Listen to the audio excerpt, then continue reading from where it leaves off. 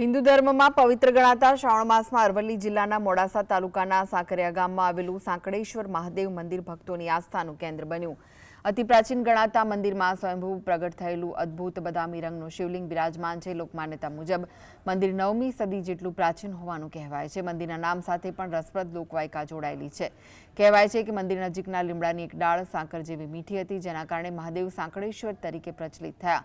શ્રાવણ માસ દરમિયાન અહીં વિશેષ ધાર્મિક આયોજન થાય છે। મંદિર ટ્રસ્ટ દ્વારા 121 રુદ્રાભિષેક, 1331 યજુર્વેદીય રુદ્ર સૂક્તના પાઠ સાથે મહારુદ્રનું આયોજન કરાય છે। દૂર દૂરથી આવતા ભક્તો દૂધ જળનો અભિષેક અને બિલ્વપત્ર અર્પણ કરી પૂજા અર્ચના કરે છે। હર હર મહાદેવના નાદથી સમગ્ર વાતાવરણ શિવમય બની જાય છે। સ્વયંભૂ એવા સાકરિયા ગામમાં આવેલા સાંકળેશ્વર મહાદેવજીના મંદિરમાં આસ્થાના ભાગરૂપે અહીં દર્શન કરવા માટે આવી રહી છું અને ભગવાન પ્રત્યેની મારી શ્રદ્ધા અને આસ્થાના કારણે છેલ્લા 8 વર્ષથી મારી જે પણ મનોકામના હતી એ મહાદેવજીએ પૂર્ણ કરેલી છે।